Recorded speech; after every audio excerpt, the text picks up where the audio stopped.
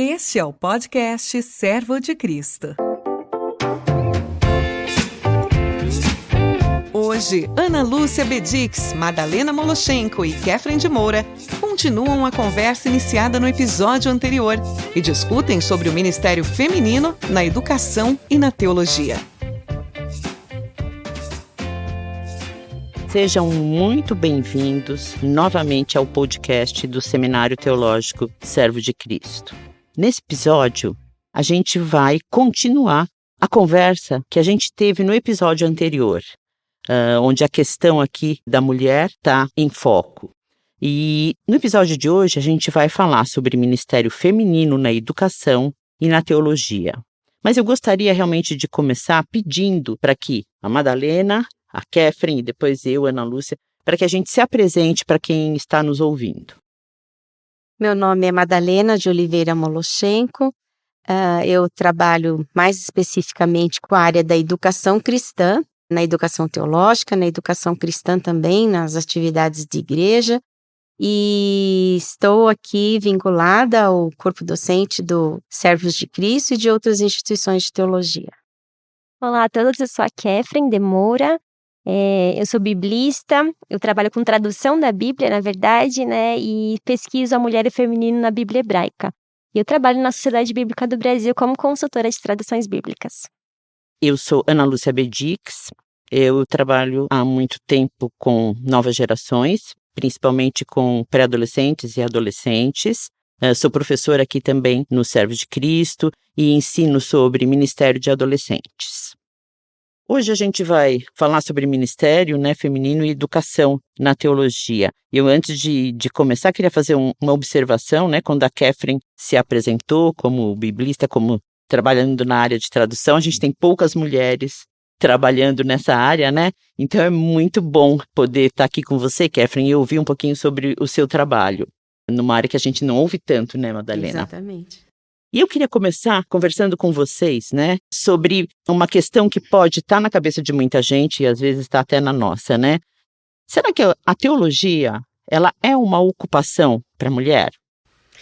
Seria bom a gente se perguntar se teologia é uma ocupação, Mas com certeza há espaço para a mulher no campo da teologia, até porque hoje a teologia está muito mais aberta, Se você olhar lá para a Idade Média, ela ficava confinada aos mosteiros, às escolas, e ficava ali dentro, se construiu um universo da teologia. E hoje não, A teologia, ela ocupa os espaços de toda a sociedade e ela mobiliza a sociedade para a discussão da teologia e seu papel. E, evidentemente, como nós já discutimos até no bloco anterior, sobre a importância da presença dessa mulher na teologia, com esse olhar, com essa visão do feminino, não do feminista, mas do feminino. É um olhar diferente, o olhar do homem para com a teologia, para a compreensão do ser humano, para com essa abertura para a visão do homem integral. Pode ser um pouco mais difícil, um pouco mais fácil, a depender de muitos contextos, de muitas histórias e muitas culturas, mas sim, com certeza, há um espaço para a mulher na teologia bem colocado. Eu acho que a gente poderia se perguntar se algum espaço é interdito para a mulher. Porque eu acho que qualquer espaço que a mulher queira ocupar, ela tem todo o direito de ocupar, e a teologia é um deles, E eu acho que o tema da teologia, ele ocupa o nosso interesse como seres humanos desde sempre. Acho que desde que a sociedade existe, desde que existem seres humanos, a gente está interessado em entender nossa relação com Deus, temas importantes que nos afligem, O que é a vida, qual que é o nosso sentido, morte, Então, eu acho que a teologia faz parte da nossa vida, ela dialoga com as nossas experiências aqui no mundo, dialoga com as nossas aflições, nossos temores. E enquanto mulheres, a gente tem nossas questões, inclusive particulares, que transcendem um pouco a questão do masculino, porque o nosso gênero nos implica aqui algumas outras dúvidas e questões que não estão, maternidade, vida, questões, o corpo feminino, coisas que foram tão tolhidas ao longo da história, tão cerceadas, a questão realmente da sexualidade feminina. Então, são temas que a mulher, sim, se interessa, sim, quer abordar. E na teologia há espaço para esse tipo de questionamento, de reflexão e de estudo. Não que seja fácil ou simples. Eu ainda acho que, para muitas mulheres, estar nessa posição de estudar a Bíblia, estudar questões de Deus, a religião, a espiritualidade, às vezes é um espaço desconfortável. Ainda incomoda muitas vezes. Uma grande teóloga falando sobre um tema ainda às vezes choca. Poxa, uma mulher falando sobre isso. Não deveria chocar, não deveria nos espantar que a mulher esteja nesses espaços. Mas que foram por tantas vezes, né, relegados ao masculino, que hoje a mulher ainda parece que está lutando. Claro que a gente descansa nos ombros daquelas que lutaram antes da gente, que nos dão hoje a oportunidade de estudar, de livremente, né, cursar uma universidade, de aprender algo, mas eu vejo assim que muito se caminhou e eu acredito que hoje a teologia é o espaço da mulher que tem curiosidade, que tem interesse, que tem vontade, que se relaciona com Deus, tem o seu particular com Deus, né, que quer descobrir mais sobre as coisas e que quer exercer o ministério. Eu não tenho dúvida, né, de que é uma ocupação para a mulher, sim. Pode não ser tão comum, a gente não vê tantas mulheres envolvidas na teologia, mas é uma ocupação para a mulher, sim.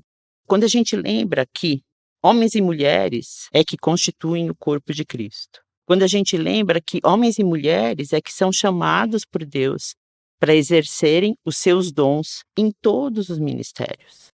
Quando Deus nos chama, ou quando Deus capacita alguém, o gênero não pode ser um impedimento. Eu acho que homens e mulheres são chamados, né, a servir juntos. Só que a gente muitas vezes se perde nas diferenças, nas distinções de papéis de gênero, na hierarquia, e a gente deixa de focar no que a gente tem em comum, né? O fato de sermos co-herdeiros com Jesus, né? O fato de todos recebermos o chamado de Deus. Né, o fato de sermos filhos amados de Deus. Então, muitas vezes, as divisões, né, ou as disputas aí por espaço, ou pelas diferenças, elas acabam se sobrepondo ao que a gente tem em comum e a gente perde força como corpo de Cristo. Exato. Juntos, né, a gente tem que lembrar que homens e mulheres é que refletem a imagem de Deus. Você estava falando da tradução ali de Gênesis, né? É homem e mulher. E a gente não pode esquecer disso.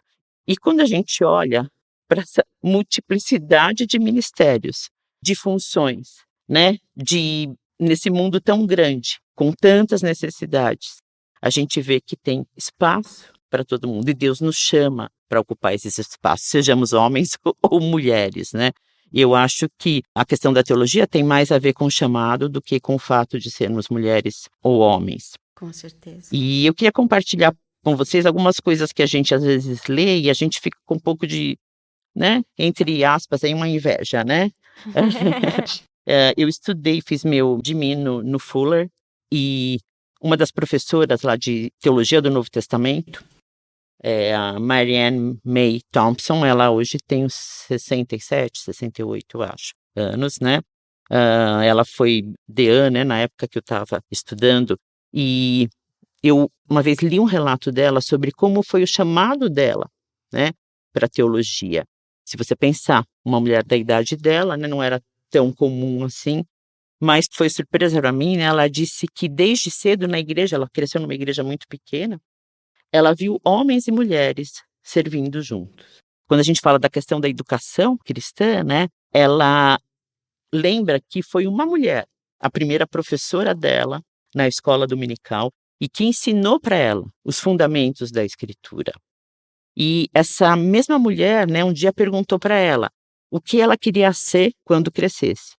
E ela respondeu, eu quero ser uma senhora teóloga. Ai, que linda. E que ninguém nunca disse para ela, não, acho melhor não, isso não é para você, né? Ou você não deve, ou você não pode. E isso a levou a estudar teologia, né? A ensinar teologia hoje. E é muito interessante, às vezes a gente não dá tanta importância para essa função da professora ali de criança da escola dominical, mas como essa mulher que está ensinando ali pode ser um exemplo, né? Pode ser uma inspiração. Ela pode motivar, ela pode encorajar as meninas que estão ali aprendendo com ela. No meu caso, foi vendo uma missionária e a atuação dela na Índia, que quando eu era muito pequena, meu coração começou a pular mais forte por não sei, qualquer coisa que fosse, missões, né? Meu sonho quando eu era criança era ir ao campo, ir à África, evangelizar os povos africanos. Eu ainda não entendia, né? Minha visão era muito ainda pequenininha, muito incipiente do que era missões. Mas quando eu a vi, né, foi um exemplo muito grande. Eu falei, poxa, que mulher é essa, né? Que abriu mão da sua vida, que foi para outro país, que tem criado ali comunidades de fé, tem visto os milagres acontecerem e me chamou muito a atenção. E, de fato, me inspirou. Eu não sabia que quando eu ficasse adulta, a minha forma de fazer missões seria tão diferente da dela. Não iria viajar necessariamente para a Índia ou para a África, mas certamente faria missões com o meu trabalho, né, com a minha dedicação à tradução. Mas realmente, assim, né, e marca e faz com que a gente perceba que é possível essa identificação, né, enxergar em mulheres empoderadas, né, em mulheres que têm um ministério, que ensinam. Olhar para essas mulheres é algo inspirador, né? E ajuda a gente também a trilhar nosso caminho. Eu me lembro quando a minha mãe comprou para minha irmã, que é um ano mais que eu, ela comprou um material de flanelógrafo, porque a minha irmã tinha acabado de fazer o seu curso normal, naquela época a gente chamava assim, né? E ela provavelmente ia ser professora, e a minha mãe comprou aquele material para ela. Um material de alfabetização, de aula de ciências, de geografia, de história, etc. Mas a minha irmã resolveu por outros caminhos, ela resolveu fazer enfermagem. E ficou aquele material lá e a minha mãe perguntou, você quer? Eu falei, eu quero porque eu vou dar aula. E eu fui caminhando por essa escolha, por essa opção. Quando os meus filhos, e mais especificamente para a educação cristã, foi quando meu marido assumiu o pastorado numa igreja. E lá não tinha nada para as crianças de 3 anos de idade, que era a idade do meu mais velho, e a outra era bebê. E eu falei assim, não, isso não pode ficar assim. Eu preciso entender como é que se organiza uma sala para crianças de 3 anos. E eu já tinha feito magistério, já tinha feito educação infantil, etc.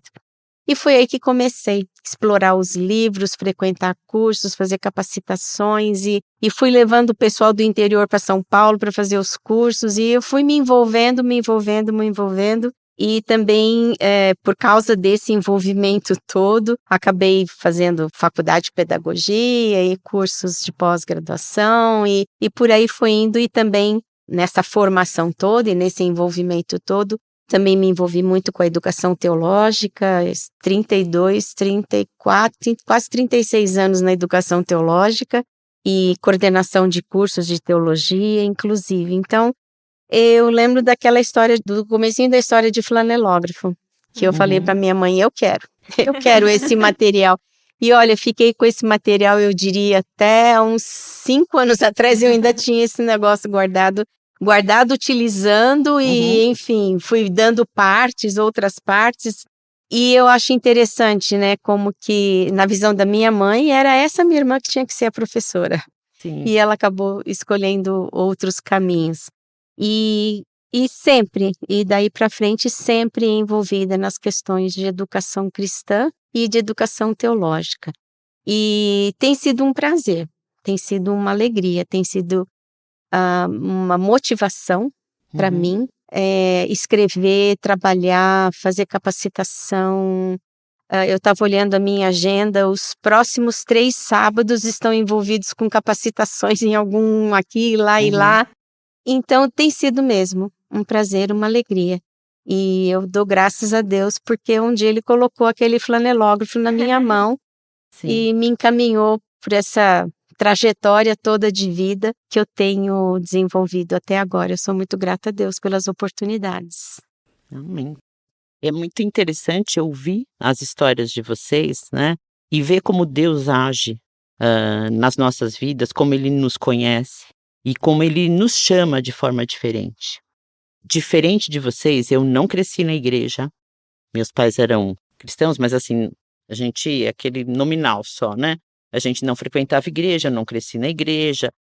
Estudei num colégio cristão, mas eu era meio revoltada, meio rebelde. Acho que por isso fui trabalhar com adolescentes, né? Meio rebelde nessa área, tá? Mas era boa aluna. E acabei me casando com o meu marido, que é cristão, batista, cresceu na igreja, o avô era missionário.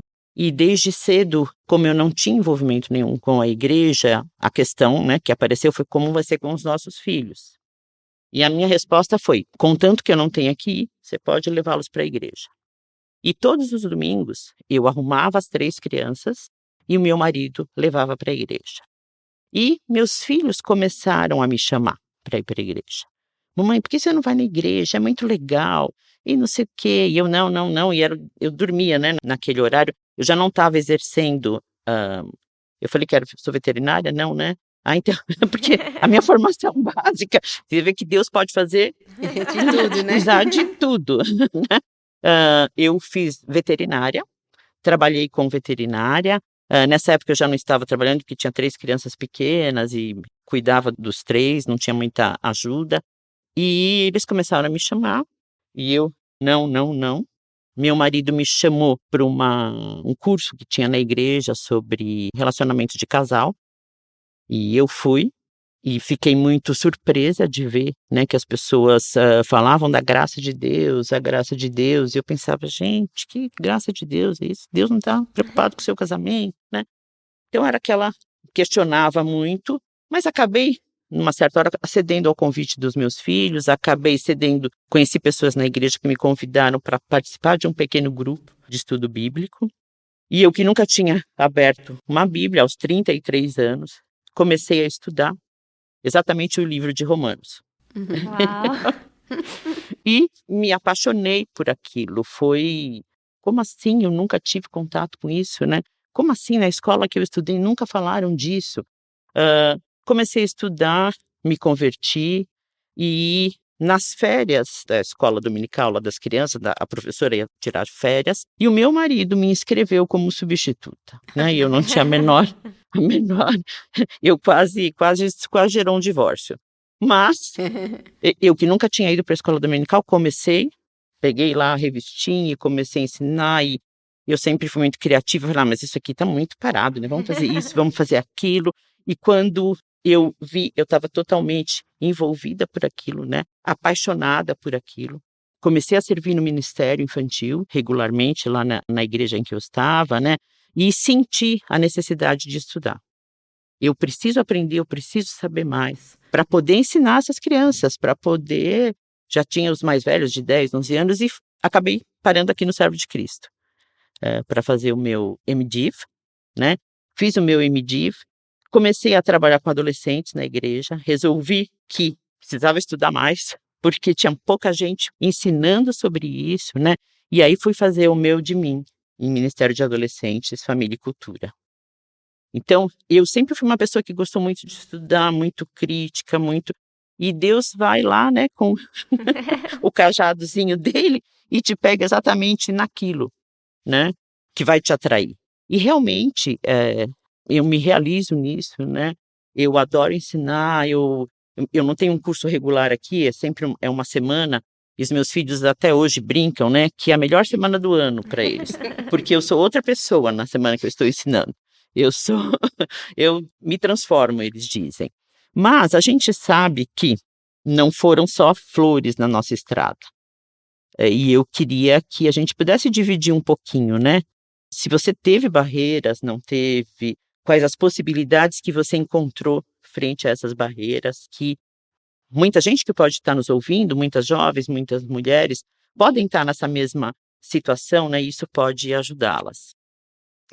Bom, eu lembro que eu fui logo que eu senti esse chamado, eu também me envolvi durante alguns anos com Vencedores por Cristo, que foi uma coisa excelente na minha vida, me resgatou em muitos pontos da minha vida, e devo muito a esse ministério Vencedores por Cristo, e nessa época mesmo eu comecei a cursar uma disciplina aqui, outra lá, nos cursos de teologia, e lá eu conheci meu marido, nós casamos e eu já estava fazendo alguma coisa na área da teologia. Aí casamos, saímos de São Paulo quando voltamos, eu falei, olha, eu quero terminar meu curso de teologia, né?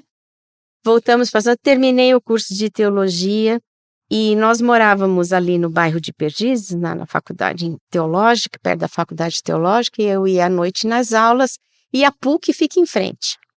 E eu dizia assim, um dia desses eu quero estar do lado de lá desse muro, eu quero estudar ali. E coloquei isso como uma meta.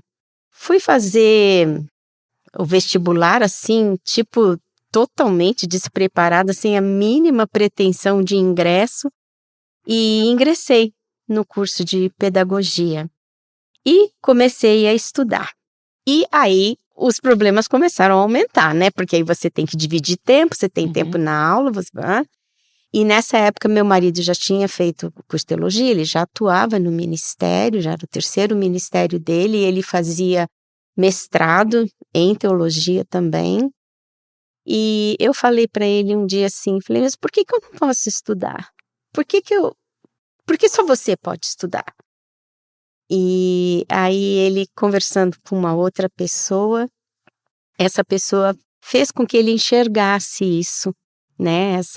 Esse meu desejo, em primeiro lugar, de continuar, como você falou, eu quero estudar, eu gosto de estudar, gosto de ler, gosto de escrever, E então, a partir daí, parece que abriu, assim, um novo universo. E foi muito interessante, porque depois ele foi fazer o mestrado e fazer o doutorado, e de vez em quando eu acordava de madrugada, cadê marido, né? Tava lá estudando, lá no escritório. Eu falei, imagina, eu nunca vou fazer isso, acordar de madrugada por causa de um tema que está na sua cabeça e você não consegue largar. Dito e feito, lá uns anos depois estava eu lá, continuando as minhas madrugadas fora da cama do casal, né, e lá no escritório, estudando. E quando eu terminei o mestrado, ele falou assim, por que você não vai fazer doutorado? Eu falei, opa, não, chega, já tá bom, tá de bom tamanho, já tá bom, não preciso mais. Mas aí a curiosidade vai aumentando, as áreas, a gente vai se aproximando de algumas temáticas que gostaria de uma maneira ou de outra explorar. E essas foram algumas das barreiras. Primeiro, ali, né, no própria relação marido-mulher, tempo de dedicação para os filhos, aquela coisa toda. E, no fim, ele mesmo me incentivando a continuar, né?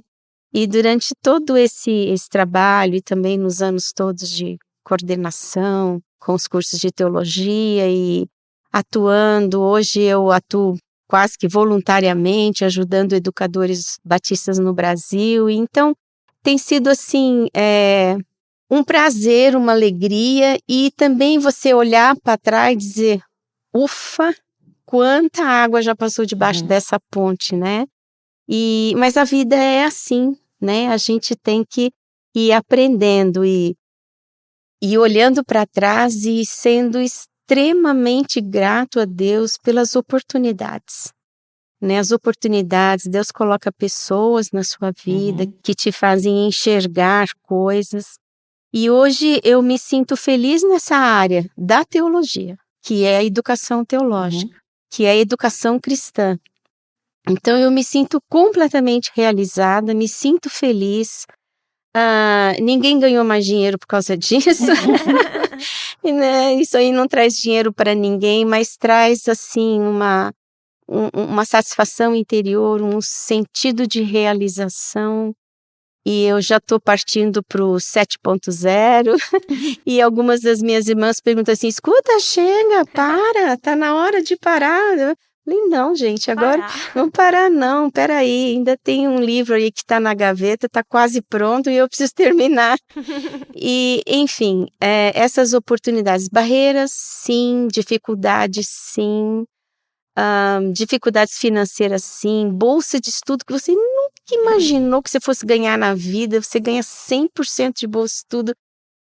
Então você fala assim, não entendo, não consigo entender como é que essas coisas acontecem. Mas aí você vai vendo que Deus está dirigindo a sua vida, né? E tem sido realmente um leão por dia. Vamos matar o de hoje, porque amanhã vai ter outro. E realmente tem sido a caminhada, minha experiência, né? Minha caminhada na teologia, vinculada sempre à educação cristã e educação teológica. E eu sou grata a Deus por isso. Madalena, graças a Deus pela sua vida. É muito gostoso ouvir o seu testemunho, ouvir a sua história e a despeito das dificuldades, como você tem uma paixão, né, por aprender, estudar e sabe, é muito lindo, é muito gostoso mesmo. Amém. Glória a Deus pela sua vida. No meu caso, acho que eu tenho um pouco alguns pontos de toque aí entre nossas histórias, porque eu não sei, eu não via muita perspectiva de estudar quando eu era pequena, assim, sempre estudei em escola pública, sou filha de pais divorciados, bem cedinho meus pais se divorciaram, então minha mãe era mãe solo, criou eu e meu irmão com muita, muita dificuldade, do tipo, não ter livros para levar na escola, não ter uniforme escolar, coisas, o básico a gente não tinha, às vezes não tem nem o que comer para ir para a escola. Então, eu não via que o meu futuro era, todas as portas estarão abertas para você, com o que você quiser ser e estudar, você será. Eu via com muita dificuldade. Mas eu costumo dizer que eu acho que as coisas fáceis não são para mim, assim, porque assim que eu terminei a escola, muitos dos meus amigos tinham a oportunidade de fazer faculdade particular e eu não, com certeza não, porque não tinha como pagar. Então, pra mim, assim, se eu quero estudar, vai ter que ser uma pública. E pra fazer pública, eu estudei a vida inteira em escolas públicas com um baixo nível de qualidade. Então, Catherine, rala aí pra estudar. E foi o que eu fiz, ralei pra estudar. E, surpreendentemente, assim, pela graça de Deus, eu costumo dizer, não é nada meu, veio dele. Consegui ingressar numa universidade pública, fiz minha graduação na universidade pública, fiz a pós-graduação, o mestrado na USP também, fiz o doutorado na USP. Fiz mais de uma graduação na USP, inclusive. E isso é de Deus, assim, eu não consigo atribuir a mais ninguém. Não teve nenhuma outra ajudinha, assim, Não, foi o próprio Deus que nos dá saúde e força de vontade e ganas de. E na graduação, na minha primeira graduação, que foi História, minha primeira graduação, eu descobri que a USP tinha um bom departamento de estudos bíblicos, de estudos hebraicos. Sim. E comecei lá na FEFELESH e comecei a fazer disciplinas no hebraico bíblico. E aí descobri que é possível academicamente estudar a Bíblia, que é possível você estudar de um ponto de vista, né, arqueologia, literatura, antropologia, teologia, juntar tudo aquilo e fazer um bom estudo da Bíblia. Eu não sabia que isso nem existia, não passava na minha cabeça que isso era uma coisa possível. E aí me apaixonei, falei, é isso que eu quero estudar, quero caminhar por esse ponto. A minha dissertação de mestrado foi a primeira na USP, na área de Bíblia, de tradução da Bíblia. O que é maluco, porque a tradução da Bíblia é muito fundante, né? Muito importante para a área de tradução. E a minha foi a primeira. Inclusive, uma coisa engraçada sobre as dificuldades, os perrengues que a gente passa, é que o meu orientador do mestrado, antes de me encontrar, a gente trocava e-mails sobre o meu tema de pesquisa. Então, um dia nós fomos nos encontrar lá na USP, num café. E aí, quando eu cheguei, ele estava sentadinho, eu dei um tchauzinho e falei, professor, tô aqui, quando você quiser, você pode me chamar. Daí ele me olhou, tá. E continuou conversando com alguém que estava conversando. Passou 5, 10 minutos, né? E eu lá perto, olhando pra ele, esperando ele dar uma brecha pra me atender. E aí, ele me olhou e falou, desculpa, o que você quer mesmo? Daí eu falei, eu sou a Catherine, né? Sou a aluna que tá, né, falando sobre a dissertação de mestrado em Bíblia. Aí ele olhou, Catherine? Bíblia? Eu achei que, com esse nome, estudando tradução da Bíblia, fosse um homem velhinho, barba branca, que eu encontro você, essa menina, entre aspas, né? Essa menina é uma mulher estudando a Bíblia, a tradução da Bíblia. E aí a gente deu risada, isso virou uma brincadeira entre a gente, né? Mas até hoje parece que surpreende, né? Uma mulher na área de tradução. Quando eu terminei meus estudos, né? Comecei a trabalhar na Sociedade Bíblica do Brasil, teve a oportunidade de eu começar a me especializar em tradução da Bíblia. Conheci outros projetos no mundo todo que traduzem a Bíblia. Participei da revisão da Nova Almeida Atualizada como uma das revisoras, o que foi assim, um presente de Deus. Estudar, fazer exegese, olhar opções de tradução, né? Foi realmente uma linda oportunidade. E eu falo que tudo é da graça de Deus. Ainda hoje eu encontro algumas barreiras, principalmente em relação à idade, gênero também, né? Poxa, uma mulher fazendo isso. E ao mesmo tempo tem grandes surpresas em relação a uma boa acolhida das próprias mulheres. Às vezes eu vou como representando a SBB para algum lugar, uma igreja, a gente vai contar um pouco da tradução, né? As mulheres se sentem tão identificadas, né? Sempre depois das palestras elas vêm me abraçar e falam, puxa, que legal que você é mulher e tá nesse meio, que tá estudando a Bíblia. Então, assim, tem os seus percalços, suas dificuldades, tem o nosso suor, nossas lágrimas ali na caminhada, mas ao mesmo tempo tem muita gratidão a Deus e coisas muito lindas acontecem também, né? Na nossa caminhada. E por isso que eu acho que não dá pra desanimar, assim, né? Por difícil que seja, a gente tá aí com a cabeça erguida, e caminhando na direção que a gente sabe que a gente tem que ir. Com certeza. Eu fico muito grata a Deus por tudo que Ele fez na vida de vocês, né? Madalena, Catherine, pelo que Ele fez na minha vida também, em relação ao ministério. Lógico, as dificuldades aparecem, a idade às vezes pode ser um impedimento, né? Eu comecei a estudar teologia com 42 anos, né? Depois de já ter feito uma faculdade que não tinha nada a ver com teologia, que era medicina veterinária, com filhos na adolescência. Então, isso era bem difícil, essa coisa de estudar de madrugada. E eu tive muita dificuldade com as línguas, né? Com grego e hebraico. Qual foi uma dificuldade para você? Grego e hebraico, eu tenho nome, né, para eles. Porque você estudar línguas, assim, depois de uma certa idade, realmente é difícil. Tinha dificuldade de alguns homens que eu conhecia na igreja, né? E diziam assim, mas você quer estudar para quê? Mas por que você está fazendo isso? Nossa, que sacrifício. Mas para quê? Você ensina adolescente. Então, tinha essas dificuldades, tinha a questão de conseguir dividir o tempo, né, de marido, filho, tudo isso. Eu realmente tive alguns percalços aí, né, no ministério, mas eu enxergo que muitas vezes, né, quando Deus me tirou do ministério infantil, me colocou no ministério com pré-adolescentes e adolescentes, depois Deus me tirou desse ministério e abriu as portas para eu fazer o meu doutorado. Né? Então, talvez se eu ficasse ali no ministério, talvez eu nunca tivesse ido em frente, feito meu doutorado, que era numa outra língua, né? Por mais que você tenha fluência, não é a mesma coisa na academia. Eu fui muito ingênua, né? Não sabia o tamanho do problema que eu estava arrumando. A exigência é bem maior, né? Bem maior. Sofri muito, mas sou muito grata a Deus, porque eu também vejo a mão dele em cada obstáculo, né? Me ajudando a transpor aquele obstáculo, né?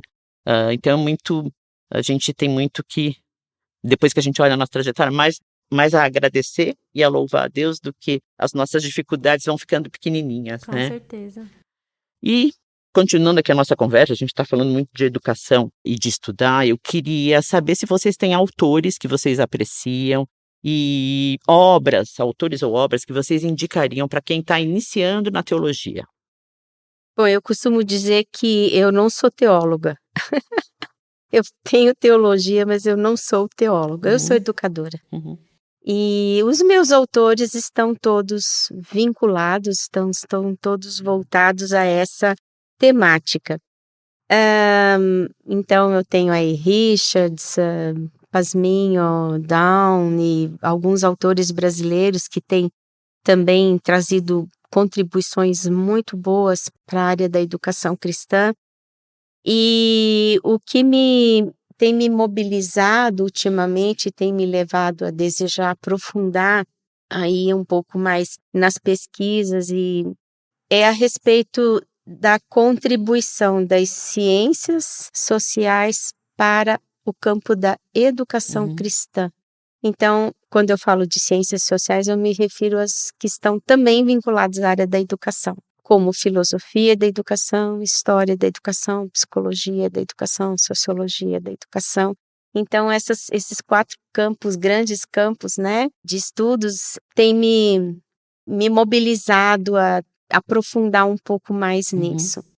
E, recentemente, estudando ali um pouco a respeito tentando enxergar nos autores da história da educação, como é que era essa educação hebreia, como é que era essa educação grega, romana, que tanto trouxe influências para a educação judaica e tudo mais. Então, isso hoje tem se tornado ali o meu fomento de buscas, vamos dizer assim, né? Querer estudar os teóricos da educação, né? O que esses teóricos da educação trazem para dentro do conceito de educação cristã, né?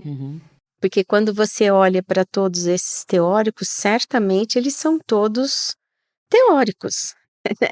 São todos teóricos, mas o que de bom eles têm para a educação cristã, né? Então, porque Paulo Freire era socialista, eu vou deixar toda a teoria de Paulo Freire de fora, né? Porque Vygotsky era marxista, eu vou deixar tudo que ele escreveu de fora. Porque Piaget não era cristão, eu vou deixar tudo fora. Então, essas coisas me intrigam e eu tenho uma vontade enorme de querer até conversar com outras pessoas, formar um grupo de pesquisa sobre isso, para a gente poder conversar, trocar e entender como que essas ciências podem conversar, dialogar com a educação cristã. Então, esse tem sido o meu mote hoje, né? Minha vontade de parar de fazer tudo o que eu faço e ficar só com isso. E tem sido um grande desafio também, né? Uma grande vontade minha de querer mergulhar um pouco mais nisso daí. E eu acredito que esses são os meus autores preferidos, né? Os autores da educação. São eles que me instigam, que me provocam, que me querem fazer ir mais a fundo. Lá na faculdade onde eu estou vinculada hoje, que é a FAESP, a Faculdade Evangélica de São Paulo, nós estamos num grupo de pesquisa sobre currículo. Então, estamos aí fazendo uma produção com um grupo de pesquisa e esse currículo aí tem mexido com a gente, né? Algumas pessoas que nem têm a mínima ideia do que era currículo, hoje a gente já pode conversar um pouquinho sobre isso. Então, assim, os meus autores realmente são os autores vinculados à educação. E o meu desejo hoje é dialogar, né, com isso. O que fulano tem de bom na teoria que ele pode trazer? Por exemplo, eu tenho para mim que Jesus trabalhou com uma teoria de aprendizagem. Jesus trabalhou com aprendizagem significativa, que é defendida por Ausubel e seus seguidores. Todos os livros de teorias da educação se encontra isso. Então, para mim, Jesus trabalhou com aprendizagem significativa. Ele foi lá buscar nos cantinhos da cultura, né? O que estava no pensamento do povo, o que estava na estrutura mental desse povo, para trazer isso para o que é o reino de Deus, que era o que ele estava anunciando, né? Então, eu vejo ligações, então eu não tenho como deixar de fora. Ok, Ausubel bateu ali com Jesus tranquilinho. E os outros, né? O que nós podemos dizer dos outros? Então, existe aquele ditado, né? Não vamos jogar fora a água do banho com o bebê e tudo. Então, o que nós podemos hoje? Hoje tem sido minha grande vontade, meu grande desejo de ir a fundo nessa temática aí. Muito bom. Já que a Madalena puxou a sardinha para a área da educação, eu vou puxar para os meus campos aqui de interesses para sugerir alguns autores. Eu acho que no campo da tradução da Bíblia especificamente, há autores que eu gosto muito, que acho que colocados em diálogo nos dão assim, um panorama bem interessante do que é traduzir a Bíblia. Um deles chama Henri Mechoni, que é um francês, o outro é o de Naida. Eles pensam de forma bem contrapontual em relação um ao outro, mas é bem interessante, a perspectiva deles influenciou muito as traduções no mundo.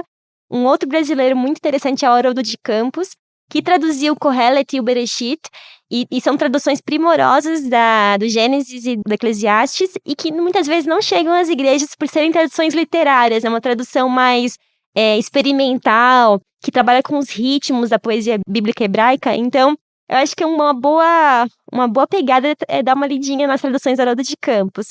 E aí, pensando em estudos literários da Bíblia, Robert Alter é uma ótima opção para estudar a Bíblia como literatura. E aí eu queria só citar, para terminar, 3 mulheres que me inspiram bastante. Uma brasileira chamada Susana Schwartz, é minha orientadora do doutorado, é uma pesquisadora de mão cheia dos estudos da Bíblia hebraica, delineou muito bem o contexto patriarcal, o contexto das histórias primeiras bíblicas. Uma outra pesquisadora é Carol Mayers. Ela tem hoje uma pegada mais feminista, mas um olhar feminino para a Bíblia é muito, muito inovador. E, por fim, uma biblista latino-americana muito criativa, que vale muito a pena ler, chama Elsa Tames. Ela escreveu sobre vários temas, a obra dela é muito vasta, mas é uma das biblistas mais criativas, exegetas, né, que tem um olhar para a Bíblia muito inovador. E um dos livros que eu recomendo é o Cântico dos Cânticos, que ela escreveu. É uma análise de Cântico dos Cânticos. Acho que é isso. Muito bom. Eu, pensando assim, quem está iniciando, né, alguns autores que para mim foram muito bons e que hoje, alguns eu li até no inglês, não tinha muita tradução, e hoje a gente tem muitas obras dele traduzidas, que é o N.T. Wright. Eu gosto muito, porque apesar de a obra dele ter uma certa profundidade, ela também é muito clara. Ele consegue transmitir de uma forma tão clara e que fica tão fácil, principalmente para quem está iniciando, né? E agora que tem as obras em português, eu estou assim, eu sou consumista de livro, né? Então é difícil. Então tem os box dele, né? Eu já comprei Paulo para Todos, estão lá comigo. Já comprei Evangelhos para Todos. Então eu recomendo realmente as obras deles, né? O Eugene Peterson, eu acho que, principalmente quando ele fala de função pastoral, né? Eu acho muito interessante. O Tim Keller, apesar dele ter uma posição com a qual eu não concordo em relação à mulher no ministério, mas é aquela história, não vamos jogar a água da banheira e o bebê junto, né? O Henry Nouwen, eu também gosto muito. E a gente estava comentando, né? Eu acho que é muito interessante para as mulheres, principalmente, mas os homens também devem ler, os livros da Ruth Salviano Almeida, né? Que são livros vozes femininas, então, eu já li no início do cristianismo, as reformadoras, porque a gente tem essa perspectiva histórica, né? Das mulheres que estiveram envolvidas, né, no início do cristianismo, na época da reforma, mulheres que escreveram, que ensinaram, mulheres que foram martirizadas por conta disso. Então, acho que esses livros nos encorajam, né, a olhar para o passado. A pesquisa dela é muito bonita. É muito interessante, muito interessante. E para a gente aqui fechar com uma pergunta, a gente falou um pouquinho sobre isso hoje, a Catherine agora falou também. Vocês acham que o olhar da mulher para a teologia, ele é diferente? A forma de ler, de estudar a teologia? E aí eu já vou dar uma deixa aqui, né? Muito se fala da questão do feminismo, né? Mas a gente sabe que o feminismo e o feminino são coisas muito diferentes. Então, quem quiser comentar um pouquinho sobre isso. Eu acredito que o olhar feminino, realmente, ele traz muito, ele contribui muito para a leitura da Bíblia, muito. E não precisa ser feminista no sentido de militar ou forçar que os textos digam coisas que eles não dizem. Não necessariamente precisa ser uma batalha, uma luta feminista para que, de fato, do texto emerjam coisas por conta do olhar feminino. Então, eu defendo muito que a mulher... lá, naquilo que a Ana estava falando lá no comecinho, né? Homens e mulheres estudando juntos, trabalhando juntos na igreja. O olhar feminino contribui muitíssimo para iluminar o texto bíblico. A gente vê isso no ministério de Jesus. Eu acho que não foi à toa que as primeiras pessoas que tiveram contato com Cristo ressuscitado é o feminino, é a mulher. Então, assim, eu acho que não é à toa, nos deixa uma mensagem, né? A Bíblia, ela pode ser olhada com várias lentes. Se a gente vai olhar para a Bíblia, a gente vai com a nossa própria cosmovisão, sim, né? E a lente feminina, ela permite um olhar acurado sobre detalhes e questões que muitas vezes no masculino se perde. Então, eu defendo que sim, a mulher deve se apropriar da teologia, deve ter a sua leitura. A sua leitura é muito importante porque ela atribui para o texto, né, elementos que às vezes são perdidos na leitura comum e corrente. E eu acho que, assim, o olhar feminino, ele contribui muitíssimo para a igreja. Vale muito a pena que a mulher dá essa voz, esse espaço para teólogas, para biblistas, mulheres que estão estudando, né, e evidenciando questões que passavam despercebidas antes. Sim. Não necessariamente um olhar feminista, porque realmente não acredito que precisa militar em favor ou forçar que o texto seja uma coisa que ele não é. Sim. Descontextualizar, um olhar anacrônico muitas vezes, né, para esse texto bíblico. Com certeza. Muito interessante isso que você fala, Catherine, porque realmente a mulher não é aquela fragilidade, né, que alguns a desenham, a pintam, né? E realmente a mulher não é o sexo frágil, ela é muito forte. E eu acho que quando você fala desse olhar feminino para a teologia, ela enxerga coisas que o homem não enxerga. Isso é da natureza, né? É da natureza do homem, é da natureza da mulher. E por isso, essa inclusão de homem e mulher no ministério, para que todos possam ter essas duas características próprias, olhando para uma mesma causa, olhando para um mesmo segmento, tentando trazer contribuições da mesma forma, né? Então, eu não vejo isso, que a mulher vai interferir de uma maneira e o homem de outra maneira por causa da teologia, mas por causa das suas características, eles estão para a causa da teologia, vamos dizer assim, né? Então, eu acho que, por exemplo, eu fico me perguntando, né, o que levou a Ruth Salviano a pesquisar a voz feminina, né? E ela começa lá nos pré-reformadores quase, né? E ela vai mencionando ali a história daquelas mulheres que foram tão influentes quanto, com muito menos notoriedade histórica, cultural e reconhecimento, mas que foram tão importantes quanto, né? Então eu não vejo mesmo de que a mulher, o olhar da mulher possa ser uma coisa ruim para a teologia, muito pelo contrário, eu acho que tem que ser uma boa consonância. Sim, eu acho que só contribui, né? Tem porque a gente fala muito, né? A teologia latino-americana, a teologia brasileira, né?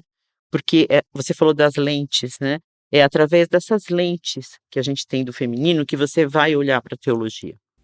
E aí vai ver coisas que talvez tenham escapado, né? Ou não saltem tanto aos olhos dos homens, ao entendimento deles. E a gente precisa fazer muito essa diferenciação, né? A teologia feminina e da teologia feminista. Então, são coisas muito diferentes, né? Eu não creio na teologia feminista, mas na teologia feminina, que é olhar para a teologia com essas lentes de mulheres da realidade brasileira, né? Então, eu acho que enriquece, não se perde ou não atrapalha. Bom, a gente já estourou aqui o nosso tempo de conversa, mas foi muito bom, a gente pode conversar horas aqui e não parar no assunto. Eu espero que a gente tenha lançado luz aí a alguns assuntos, alguns aspectos, né? Que as mulheres possam procurar esses livros, esses autores, essas indicações que a gente deu aqui nesse episódio, no episódio anterior, e esses 2 episódios inspirem as mulheres, né? Que estão nos ouvindo, que se dediquem ao estudo da teologia, aquelas que têm o chamado para isso.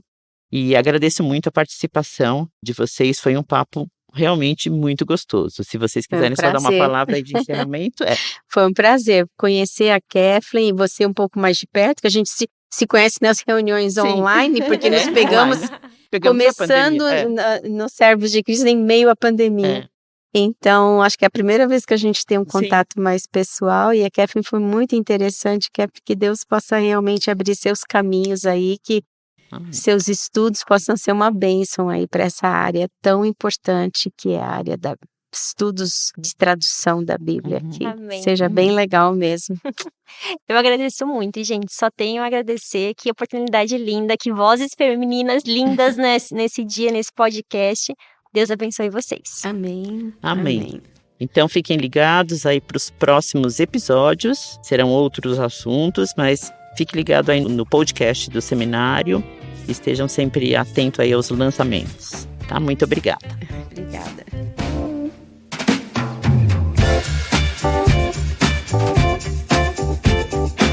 Você escutou o podcast Servo de Cristo.